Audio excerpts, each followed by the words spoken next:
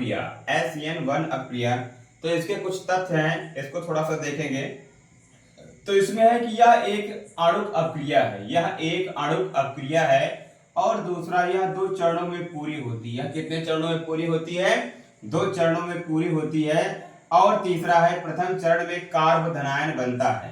SN1 अपक्रिया में प्रथम चरण में क्या बनता है? कार्ब धनायन बनता है। और अगला अगला है हमारा चौथा नंबर, द्वितीय चरण में नाभिक रागी किसी भी दिशा में आक्रमण कर सकता है। मतलब दूसरे चरण में जो नाभिक रागी होता है वो किसी भी दिशा में आक्रमण करके यौगिक बना सकता है।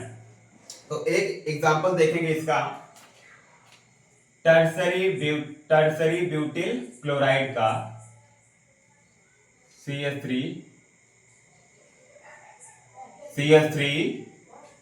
CH3Cl।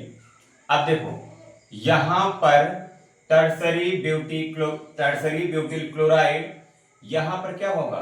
यहां पर टूटेगा किसके रूप में? कार्ब धनायन के रूप में, कार्ब धनायन के रूप में, जो कि यहां पर लिखा गया है कि प्रथम चरण में कार्ब धनायन बनता है। तो प्रथम चरण में क्या बनेगा? कार्ब धनायन बनेगा। और प्रथम चरण हमारा होता है उत्क्रमणीय। कैसा होता है? उत्क्रमणीय, यानी ये फिर से रिवर्स होकर ये बन सकता है। तो प्रथम चरण हमारा कैसा होता है? उत्क्रमणीय होता है। और प्रथम चरण में किसका निर्माण होता है? कार्ब धनायन का। अब हम देखेंगे इसका दूसरा चरण। तो यहां पर है, द्वितीय चरण में नाभिक रागी किसी भी दिशा में आक्रमण कर सकता है। तो द्वितीय चरण में क्या होगा? यहां पर देखेंगे हम CH3 CH3 प्लस। अब द्वितीय चरण में नाभिक रागी यानी OH माइनस, ये क्या है? नाभिक रागी।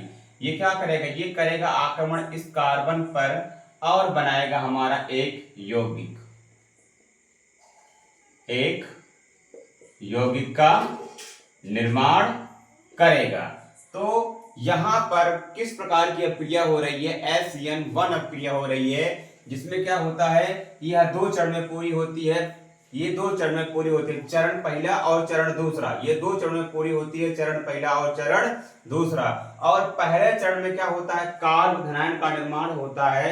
और दूसरे चरण में क्या होता है कि नाभिक रागी अटैक करता है और अटैक करने के बाद में एक यहाँ पर यौगिक का निर्माण करता है। यहाँ पर प्रतिस्थापन क्रिया पूर्ण होती है। तो इस प्रकार के अपक्रिया को बोलते हैं SN1 अपक्रिया।